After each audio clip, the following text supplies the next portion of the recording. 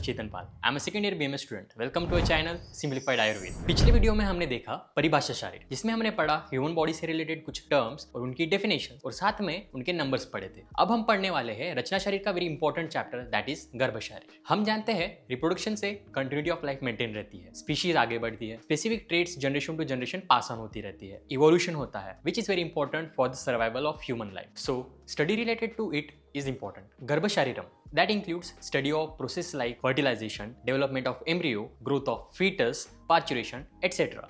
according to our Indian science of medicine, that is Ayurveda. इस chapter का mark weightage जान लेते हैं। इस चैप्टर से आपको 15 मार्क के लिए क्वेश्चंस आएंगे, जो कि MCQ, SCQ, LAQ तीनों टाइप में रहेंगे, इसलिए ये इंपॉर्टेंट चैप्टर है। गर्भ शारीर में हम पढ़ने वाले हैं गर्भ व्याख्या, कॉन्सेप्ट ऑफ शुक्र एंड आर्तव, गर्भ वक्रांति, मास अनुमासिक गर्भ वृद्धि, रोल ऑफ पंचमहाभूत इन गर्भ वृद्धि, कॉन्सेप्ट ऑफ बीज, बीज भाग अवयव, गर्भ पोषण, अपार निर्मिति, गर्भ नाभिनाड़ी, गर्भ अंग प्रत्यंग उत्पत्ति अकॉर्डिंग टू डिफरेंट आचार्य, गर्भ विकृति। ये सारे टॉपिक्स बहुत ज्यादा इंपॉर्टेंट और सारे मस्ट नोन टॉपिक्स है, जो कि एग्जाम में आएंगे ही आएंगे। So let's start with our first topic, that is गर्भ व्याख्या। गर्भ यानी एम्ब्रियो मॉडर्न के हिसाब से, तो हम गर्भ की व्याख्या यानी गर्भ की डेफिनेशन देखेंगे अकॉर्डिंग टू डिफरेंट आचार्यस। आचार्य चरक ने गर्भ की व्याख्या बताई है, शुक्र शोणित जीव संयोगे तू खलु कुक्षिगते गर्भ संज्ञा भवति। इस श्लोक का अर्थ ऐसा बताया गया है कि जब शुक्र और शोणित यानी स्पर्म और ओवम का जब यूनियन होता है यूट्रस में, दैट इज कुक्षी में, साथ ही में जीवात्मा यानी इंडिविजुअल सोल भी इसमें एंटर करती है। इन तीनों के सहयोग से गर्भ की उत्पत्ति होती है और इसे गर्भ ऐसी संज्ञा दी जाती है। ये हो गया आचार्य चरक द्वारा बताई गई गर्भ की व्याख्या। अब हम देखेंगे आचार्य शुश्रु द्वारा बताई गई व्याख्या। शुक्र शोणित गर्भाशयस्थ आत्म प्रकृति विकार समुचित गर्भ इत्युच्यते। तचेतना अवस्थित वायु विभर्जति तेज इन पचति आप क्लेदयन्ति पृथ्वी सहन्ति आकाश विवर्धयति एव विवर्धितः स यदा हस्तपाद जीवा घ्राण कर्ण नितंब आदि अभिरंगे रूपे तदा शरीर इति संज्ञा लभते। इस श्लोक में आचार्य शुश्रुत ने बताया है कैसे गर्भ की उत्पत्ति होती है, फिर उस गर्भ में एम्ब्रियो की डेवलपमेंट होती है और फिर उसके बाद शरीर बनता है। इस श्लोक को हम सेक्शन बाय सेक्शन समझते हैं। शुक्र शोणित गर्भाशयस्थ आत्म प्रकृति विकार समुचित गर्भ इत्युच्यते। जब यूट्रस में यूनियन होता है शुक्र और शोणित का यानी स्पर्म और ओवम का, और साथ ही में आत्मा, प्रकृति, विकार, इन सब का भी उसमें यूनियन होता है और इससे गर्भ की उत्पत्ति होती है। हमने अभी पढ़ा शुक्र और शोणित तो हमें पता है, स्पर्म और ओवम, और आत्मा भी हमें पता है, जीवात्मा, दैट इज इंडिविजुअल सोल। अब हमें ये जानना पड़ेगा प्रकृति और विकार क्या है। प्रकृति 8 होती है, जो कि अव्यक्त, महंत, अहंकार और पंचतन मात्रा है, दैट इज शब्द, स्पर्श, रूप, रस, गंध। और विकार 16 होते हैं, 5 ज्ञानेंद्रिया, 5 कर्मेंद्रिया, 1 मन और 5 महाभूत। फिलहाल तो इसमें हम गर्भ की व्याख्या देख रहे हैं। प्रकृति और विकार के बारे में समझने के लिए आप सृष्टि उत्पत्ति के बारे में पढ़ सकते हैं। तो चेतना अवस्थित वायु विभर्जति तेजेन पचति आप क्लेदयन्ति पृथ्वी सहन्ति आकाश विवर्धयत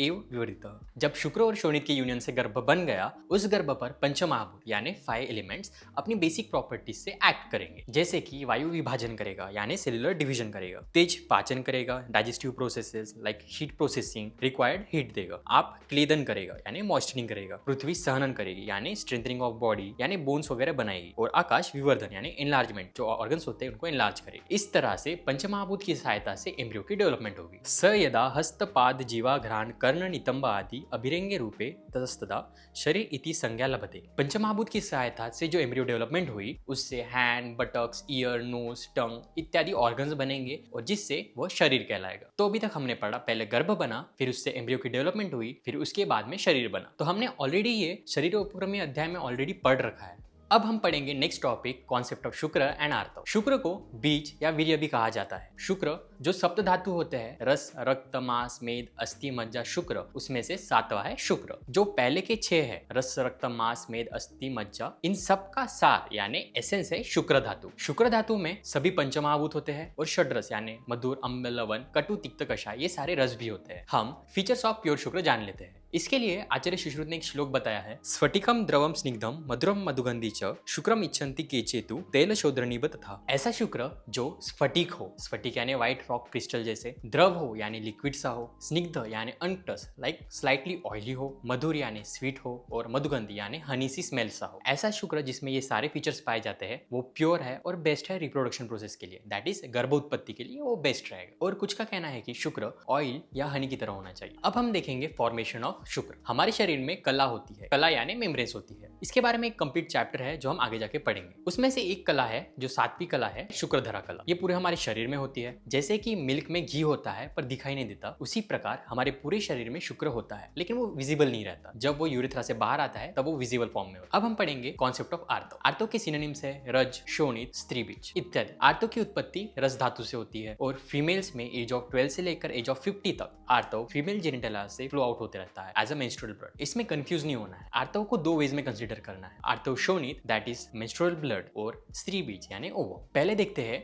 आर्तो को आर्तो शोणित क्यों कंसीडर किया गया है। अब क्वेश्चन आता है कि हम शुक्र के बाद आर्तो के बारे में क्यों पढ़ रहे हैं। आर्तो तो मेंस्ट्रुअल ब्लड है, ये तो वेस्ट की तरह बाहर आ जाता है। What is the point of studying this? It's because uterus से मेंस्ट्रुअल ब्लड फ्लो आउट होने के बाद ही यूट्रस में उसकी इनर मेम्ब्रेन की डेवलपमेंट होगी जो कि नेसेसरी है फॉर फर्दर रिप्रोडक्टिव प्रोसेसेस। अब हम देखेंगे फीचर्स ऑफ प्योर आर्तो। आचार्य चरक का कहना है कि गुंजाफल सवर्ण च पद्मालक्त सन्निपम इंद्रगोप सकाशम आर्तवम शुद्धिमेव अधिशेत। ऐसा आर्तव यानी मेंस्ट्रुअल ब्लड जिसका कलर गुंजाफल, रेड लोटस और इंद्रगोपा इंसेक्ट से रिजेंबल करता है, that is suitable for upcoming गर्भोत्पत्ति। ये तो हो गया आचार्य चरक के अनुसार। आचार्य सुश्रुत का कहना है कि ऐसा आर्तव बेस्ट है जो कि रिजेंबल करता है रैबिट के ब्लड के समान, लाक्षारस के समान, और ऐसा ब्लड जो क्लॉथ को स्टेन ना करे, that is suitable for producing offspring. मैं अभी तक कहते आ रहा हूं कि ये आर्तव सुटेबल है फॉर गर्भोत्पत्ति। इसका अर्थ ऐसा है कि जब ऐसा रक्त यानी ऐसा आर्तव या मेंस्ट्रुअल ब्लड यूट्रस से बाहर चला जाएगा, उसके बाद जो यूट्रस में डेवलपमेंट होगी that is suitable for embryo formation and development. और ये जो मेंस्ट्रुअल ब्लड फ्लो है ये दिखाई पड़ता है, विजिबल है, इसलिए इसे बाह्य पुष्प भी कहा गया है। विच मीन्स दैट आर्तव menstrual blood will clean the vagina for the implantation of embryo and further development. स्त्रीबीज या ओवम इट इज अंतःपुष्प क्योंकि ये विजिबल नहीं रहता। It's a microscopic structure, ovaries में बनता है। ग्राफियन फॉलिकल से मैचुरेशन होने के बाद मैच्योर ओवम बनता है। उसमें स्पर्म का यूनियन होगा,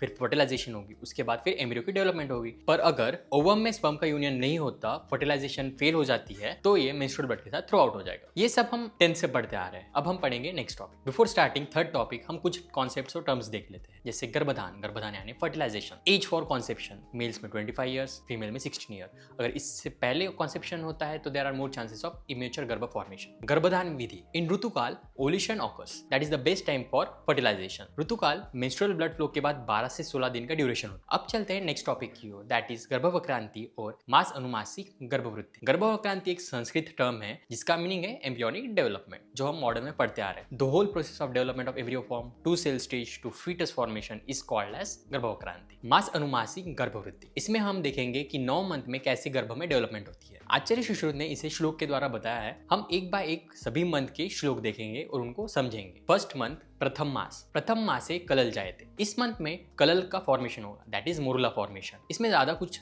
डेवलपमेंट नहीं होगी, बस बेसिक सेल डिवीजन होती रहेगी। सेकेंड मंथ द्वितीय मास का श्लोक ऐसा बताया गया है, द्वितीय शीतो उष्म अनिले अभिप्र पंचमानानाम महाभूतानाम संघातो घन सजायते यदि पिंड पुमान स्त्री चेती पेशी नपुसंकम चेद अभ्रुत अमिति। सेकेंड मंथ में पंचमहाभूत अपने शीत, उष्ण और अनिल गुण से उस गर्भ पर काम करेंगे और एक सॉलिड मास यानी घन बनाएंगे। अगर वह घन पिंड के समान है तो उससे मेल बनेगा, अगर वह पेशी के समान है तो फीमेल बनेगी, और वह अभ्रुत के समान है यानी राउंड है तो इससे हर्माफ्रोडिट बनेंगे। तृतीय हस्तपाद शिरसा पंचपिंडिका निवर्तन्ते अंग प्रत्यंग विभागश्च सूक्ष्मो भवति। इसमें बताया गया है कि थर्ड मंथ में 5 पिंडिका बनेंगे। पिंडिका यानी ऐसे बर्ड लाइक स्ट्रक्चर, जिससे फिर वो आगे जाके डेवलपमेंट होगी और हेड, 2 हैंड या 2 लेग ऐसे बनेंगे। चतुर्थे सर्वांग प्रत्यांग विभाग प्रव्यक्तो भवति, गर्भहृदय प्रव्यक्ति भाव चेतना धातुर अभिव्यक्तो भवति। In the fourth month all major and minor body part start forming, और साथ ही में हार्ट की कंप्लीट डेवलपमेंट हो जाएगी। चेतना धातु का भी इसमें प्रवेश हो जाएगा, जिससे वो फीटस अपनी डिजायर्स को एक्सप्रेस करने लगेगा थ्रू मदर। इसलिए इस स्टेज में मदर को दो हृदिनी कहा गया है। दो हृदय यानी 2 हार्ट्स। फिफ्थ मंथ पंचम मास, पंचमे मनः प्रतिबुद्धितर भवति।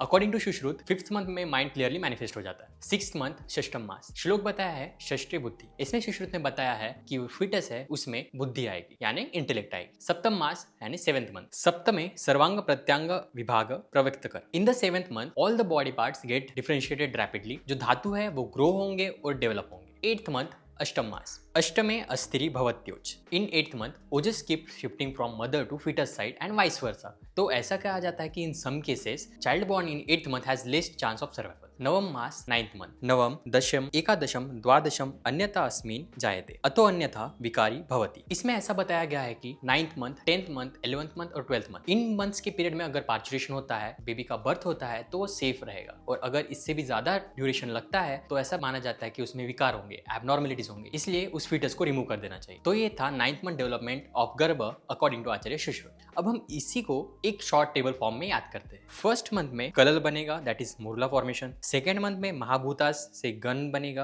घन यानी सॉलिड मास। अगर वो पिंड रहा तो मेल बनेगा, पेशी रहा तो फीमेल, और अब्रुद्ध रहा तो हर्माफ्रोडाइट। थर्ड मंथ में पंचपिंडिका बनेंगे, दैट इज बर्ड्स, जिससे फिर हैंड, हेड और फीट बनेंगे। फोर्थ मंथ में अंग प्रत्यंग बनेंगे, और उसी मंथ को दवृदिनी बताया गया है। फिफ्थ मंथ में मन बनेगा, सिक्स्थ मंथ में बुद्धि, सेवेंथ में पूर्ण वृद्धि, कंप्लीट अंग प्रत्यंग डेवलपमेंट होगी। एट्थ मंथ में अस्थिर ओजस अनस्टेबल रहेगा, और 9th, 10th, 11th, 12th month में नॉर्मल डिलीवरी होगी, और आफ्टर दिस कॉम्प्लिकेशंस होंगे। So this was all about मास अनुमास गर्भवृद्धि। बढ़ते हैं नेक्स्ट टॉपिक की ओर, जो है रोल ऑफ पंचमहाभूत इन गर्भवृद्धि। हमने पिछले टॉपिक में पढ़ा शुक्र शून्य के सहयोग से यानी यूनियन से गर्भ बना, फिर उस पे पंचमहाभूतों ने अपने बेसिक प्रॉपर्टीज से एक्ट करा और उससे शरीर बना। सो हम वही पंचमहाभूत के एक्टिविटीज को डिटेल में पढ़ेंगे। हमने जो पहले एक श्लोक पढ़ा उसी को हम फिर से एक रिवाइज कर लेते हैं। त चेतना अवस्थित वायु विभर्जति तेज एन पचति आप क्लेदयन्ति पृथ्वी सहन्ति आकाश विविर्धयति एव विविधतः स यदा हस्तपाद जीवा घ्राण कर्ण नितंब आदि अभिरंगे रूप स्थिता शरीरम इति संज्ञा लभते। हमने देखा था पहले वायु महाभूत विभाजन करेगा। वायु महाभूत जो एक सॉलिड मास पहले बना था, उसमें जो चेतना आने के बाद उस मास को वायु विभाजन करेगा, उसका यानी डिवाइड करेगा, जिससे फिर अंग प्रत्यंग धातु सारे ऑर्गन्स ये सब बनेंगे। और इसी के साथ वायु महाभूत स्पर्श, त्वचा, उच्छ्वास यानी रिस्पायरेशन, इन क्रियाओं में भी काम आता है। तेज महाभूत उस सॉलिड मास को एक फिजियोलॉजिकल हीट प्रोवाइड करेगा, जिससे उसमें कलर चेंजेस, अपीयरेंस के चेंजेस, वो सारे चेंजेस आएंगे, और ये सब होगा तेज महाभूत की सहायता से। और इसके अलावा तेज महाभूत रूप, द्रुक और पक्ति, इनमें भी रोल प्ले करेगा। आप महाभूत यानी जल,